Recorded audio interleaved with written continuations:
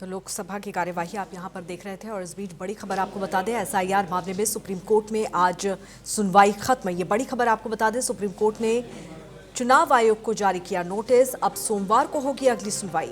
Supreme court ने ममता की अर्जी पर चुनाव आयोग से मांगा जवाब। ममता ने कहा, सुप्रीम कोर्ट की आभारी हूं। सुप्रीम कोर्ट ने लोकतंत्र को बचाने का काम किया है, ये कहना है ममता बनर्जी का। आपको बता दें, पश्चिम बंगाल की राजनीति अब सुप्रीम कोर्ट के भीतर संवैधानिक बहस में बदल चुकी है।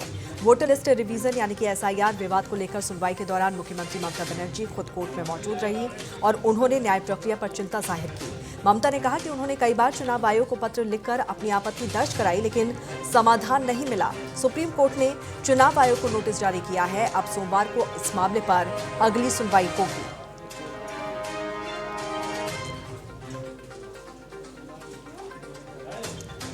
इस मामले में और अधिक जानकारी के साथ हमारी संवाददाता अपराजिता इस वक्त हमारे साथ फोन लाइन पर मौजूद हैं। अपराजिता, सुप्रीम कोर्ट में एसआईआर को लेकर अहम सुनवाई हुई और खुद ममता बनर्जी कोर्ट में मौजूद रही। क्या कुछ हुआ कोर्ट परिसर में? बिल्कुल, देखिए अंकिता जी, जिस तरीके से ममता बनर्जी लगातार एसआईआर के मुद्दे को उन्होंने सुप्रीम कोर्ट का दरवाजा खटखटाया और सुप्रीम कोर्ट में जब मामले की सुनवाई हुई तो सीजेआई सूर्यकांत, जस्टिस जय माल्या बागची और जस्टिस विपुल पंचोली की बेंच में सुनवाई हुई। ममता बनर्जी के साथ साथ टीएमसी सांसद डेरेक ओब्रायन, डोला सेन और मुस्तानी बनो की याचिकाएं भी शामिल थी। ममता बनर्जी की जो मुख्य मांगे थी उसको लेकर के उन्होंने सुप्रीम कोर्ट का दरवाजा खटखटाया। तो ममता बनर्जी की जो मांगे थी उसमें उन्होंने साफ तौर पर कहा प्रक्रिया पर तुरंत रोक लगे। चुनाव आयोग को निर्देश दिया जाए कि आधार कार्ड, निवास प्रमाण पत्र, जाति प्रमाण पत्र, एसईसीसी डेटा और राज्य सरकार के अन्य दस्तावेज को मान्य किया जाए। किसी भी निर्दोष मतदाता का नाम वोटर लिस्ट से न हटे, ये मुख्य मांगे लेकर ममता बनर्जी आज सुप्रीम कोर्ट में दलीलें पेश कर रही थी और बार बार सवाल यही उठ रहा था कि आखिर ममता बनर्जी क्यों खुद बोलना चाहती हैं। ममता बनर्जी ने कोर्ट से कहा कि मुझे इस केस के तथ्य और हालात की पूरी जानकारी है। मैं एक राज्य की मुख्यमंत्री हूँ, कोर्ट की प्रक्रिया और शासन को समझती हूँ। अगर मुझे खुद बोलने दिया जाएगा तो कोर्ट को फैसला लेने में मदद मिलेगा। यानी कि ममता बनर्जी इस चीज को लेकर के खुद इसलिए भी गई क्योंकि उनका सीधे तौर पर यही कहना था कि मैं इस पूरे जो भी चीजें घट रही है उससे मैं भली भांति वाकिफ हूँ। लेकिन इस पर कोर्ट ने कहा कि आपके लिए श्याम दीवान और कपिल सिब्बल जैसे बड़े वकील मौजूद हैं, बावजूद इसके आप क्यों खुद? तो वकील श्याम दीवान ने उसके बाद दलील दी कि ममता बनर्जी की तरफ से बिल्कुल अपराजिता, और इस दौरान चुनाव आयोग के खिलाफ मोर्चा खोलती हुई ममता बनर्जी यहां पर नजर आई हैं। उन्होंने कहा कि कई बार उन्होंने पत्र लिखा लेकिन उसका जवाब यहां पर नहीं मिला और इस दौरान वो ये भी कहते हुए नजर आई कि न्याय बंद दरवाजे के पीछे रो रहा है। बिल्कुल बिल्कुल अंकिता जी, ममता बनर्जी लगातार जो है चुनाव आयोग के खिलाफ मोर्चा खोलती हुई नजर आ रही है बहुत पहले से और उनका तो यही कहना कि चुनाव आयोग कहीं से भी निष्पक्ष नहीं है और चुनाव आयोग जो है पारदर्शिता के साथ काम नहीं करता है। यानी कि वो हर बार की तरह इस बार भी चुनाव आयोग की भूमिका पर सवाल उठाते हुए नजर आए और उन्होंने साफ तौर पर कहा जिस तरीके से एसआईआर की प्रक्रिया हो रही है वो राज्य बंगाल से शुरू हो रही है। जो काम 2 साल का है वो 2 महीने में कैसे पूरा हो जाएगा? और बाकी जो भी चुनाव हो रहा है उस पर क्यों नहीं इस तरीके से हो रही है जिस तरीके से सवाल को जा रहा है। और उन्होंने जमीन की उस परेशानी को भी कोर्ट के सामने रखा जिससे वो भली भांति वाकिफ है। उन्होंने साफ तौर पे कहा कि लोगों को 4-5 घंटे जो है वो लाइन में खड़ा रहना पड़ता है। आधार, डोमिसाइल, ओबीसी सर्टिफिकेट तक नहीं माने जा रहे हैं। किसान खेतों में काम कर रहे हैं और उन्हें नोटिस भेजे जा रहे हैं। बीएलओ पर इतना दबाव है कि आत्महत्या तक की बात सामने आ रही है। यानी कि एसआईआर की जो प्रक्रिया हो रही है वो दबाव में हो रही है और इससे बंगाल की जनता जो है वो त्रस्त है। तो ऐसे साक्ष्य के साथ ममता बनर्जी आज पहुंची, जिसके बाद जो कोर्ट ने उनकी दलीलें सुनी और अगली सुनवाई की जो तारीख है वो 9 फरवरी को दी गई है, यानी कि सोमवार को सुनवाई होगी। अब इससे ये देखने वाली बात है अंकिता जी की क्या कुछ निकल करके सामने आता है। लेकिन ममता बनर्जी ने जिस मजबूती के साथ एसआईआर के खिलाफ मोर्चा खोला है वो वाकई देखने वाली बात है और ये भी दिलचस्पी वाली बात है कि इस पर सुप्रीम कोर्ट आने वाले समय में क्या फैसला लेता है। बिल्कुल, सुप्रीम कोर्ट ने चुनाव आयोग को नोटिस भी जारी किया है अपराजिता इस पूरे मामले को लेकर। क्या लेकिन जिस तरह से ममता बनर्जी ने बड़े आरोप लगाए हैं, चुनाव आयोग के ऊपर हमलावर होती हुई नजर आई हैं, चुनाव आयोग की तरफ से इस पूरे मामले को लेकर क्या किसी तरह का रिएक्शन, प्रतिक्रिया निकलकर सामने आई है अब तक? अभी तक तो अभी जस्ट ममता बनर्जी जो है सुप्रीम कोर्ट से निकल करके गई हैं।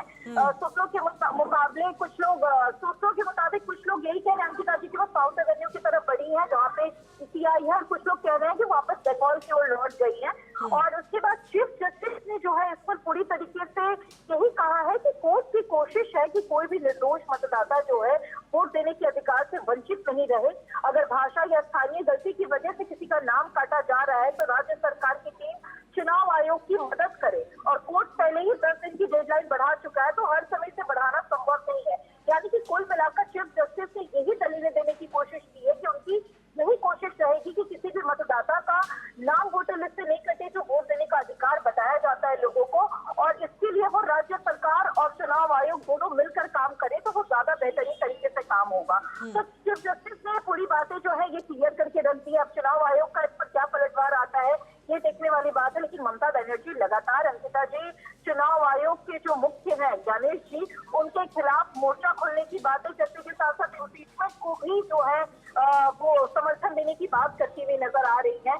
तो अब ये देखने वाली बात है कि ये बंगाल चुनाव वर्सेस चुनाव आयोग होता है या फिर एफआईआर को लेकर के कुछ और चीजें निकल करके सामने आती है। बिल्कुल अपराजिता, एसआईआर का मामला एक बार फिर से सुप्रीम कोर्ट में है, लेकिन सियासत भी इस पर जोरदार तरीके से हो रही है। जिस तरह से ममता बनर्जी इस पर आरोप लगाती हुई नजर आ रही है चुनाव आयोग पर, तो वहीं बीजेपी भी इस पूरे मामले को लेकर हमलावर है। बीजेपी का आरोप है कि टीएमसी बंगाल में घुसपैठियों को वोट कटने से डरी हुई है और इसी वजह से इसका विरोध यहाँ पर किया जा रहा है।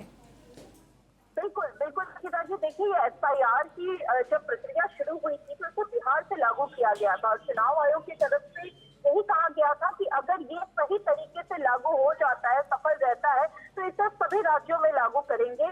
और यही चीजें निकल करके आई जब बिहार चुनाव का रिजल्ट सामने आया तो हमने देखा कि चुनाव आयोग के जो मुख्य हैं ज्ञानेश कुमार उन्होंने इसे सभी राज्यों में लागू करने की बातें की, लेकिन फिर आया अब बंगाल का चुनाव होने जा रहा है और एफआईआर की प्रक्रिया जो है वो शुरू हो रही है। और जिस तरीके से विपक्ष बिहार में भी एफआईआर को लेकर के ये कह रहा था कि हमें एफआईआर से दिक्कत नहीं है, जिस तरीके से चुनाव के ठीक पहले इसकी प्रक्रिया को लागू किया जा रहा है हमें दिक्कत उससे है, लेकिन बंगाल में तो इस चीजों को लेकर के अब बिहार से जो था समय मिला था तो ऐसे में सत्ता पक्ष जो है वो यही हवाला दे रहा है, यही कह रहा है कि लगातार जिस तरीके से एफआईआर का मुद्दा ममता बनर्जी इतने बड़े पैमाने पर उतार दी, इससे साफ जाहिर होता है कि जिस तरीके से उन्होंने घुसपैठी और रोहिंग्या को बचा रखा है, जो उनके रियल वोटर्स हैं, जो इस देश के नागरिक भी नहीं है और इलीगल तरीके से देश में रह रहे हैं, उससे ममता बनर्जी डरी हुई है और उसी की बुनियाद पर ममता बनर्जी जो है बार बार चुनाव जीतती है। तो ये सत्ता पक्ष की तरफ से यानी कि बीजेपी की तरफ से बार बार दलीलें दी जाती है,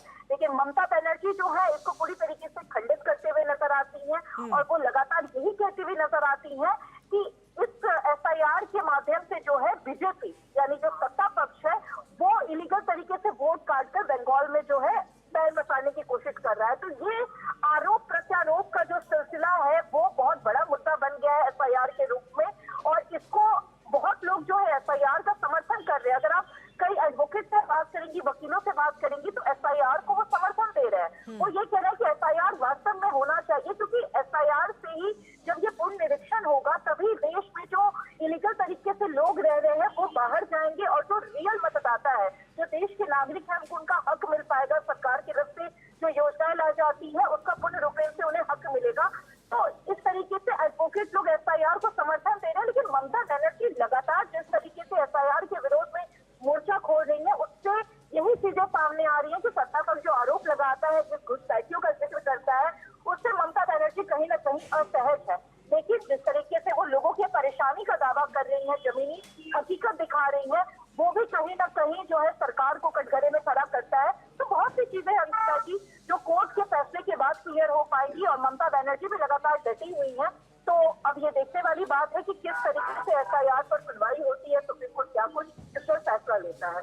बिल्कुल, तो सोमवार को भी अब देखना होगा क्या कुछ इस पूरे मामले को लेकर देखने को मिलता है अपराजिता। लेकिन मामला सुप्रीम कोर्ट में ज़रूर है, लेकिन अगर पश्चिम बंगाल की सियासत की हम बात करें, जिस तरह से ज़ोरदार तरीके से ममता बनर्जी एसआईआर का विरोध करती हुई नज़र आ रही हैं बंगाल की सियासत में और ख़ास तौर से वहाँ के लोगों पर इसका किस तरह का असर देखने को मिल रहा है? अंकिता जी, आपने अभी देखा होगा कि दलील में ममता बनर्जी लगातार जो है माइक्रो ऑब्जर्वर पर आपत्ति जताते नजर आ रही थी। उन्होंने एफआईआर प्रक्रिया में 8,300 माइक्रो ऑब्जर्वर पर जो है वो आरोप लगाए और उनके जो वकील थे श्याम निवाल जी, उनका साफ तौर पे कहना है कि संविधान में माइक्रो ऑब्जर्वर की कोई व्यवस्था नहीं है। आरोप ये भी लगाए कि बीएलओ पर दबाव बनाए जा रहे हैं और वैध दस्तावेज भी जो है वो खारिज किए जा रहे हैं। अब इंसान तो इंसान है और बीएलओ की भूमिका में भी इंसान ही है, कोई मशीन तो है नहीं। तो इस तरीके से दलीलें दी गई हैं कि इस तरीके से दबाव बनने पे बीएलओ आत्महत्या कर रहे हैं और ये जमीनी हकीकत वो बता रही है, इसमें ममता बनर्जी को कुछ नहीं है। लेकिन बंगाल की अगर आप जनता की बात करें तो बंगाल में जो है आप ये इस बात में कोई दोराहे नहीं है कि दो समुदायों में बंगाल बटा हुआ है। एक तस्वीर हम वो देखते हैं जो हमें दिखाया जाता है कि वहाँ पे हिंदुओं के साथ अत्याचार हो रहा है, रोहिंग्या और बांग्लादेशियों को बताए गए इलीगल तरीके से अगर कोई विरोध में बोलता है तो उसके घर तबाह कर दिए जाते हैं। मतलब कुल मिलाकर के हिंसा भड़की हुई है। बिल्कुल, अब इस पूरे मामले को लेकर सियासत भी तेजी से हो रही है और चुनावों पर इसका किस तरह का असर पड़ता है ये भी देखना दिलचस्प होगा। नजर बना के रखिए अपराजिता। बहरहाल बहुत बहुत शुक्रिया इस तमाम जानकारी के लिए।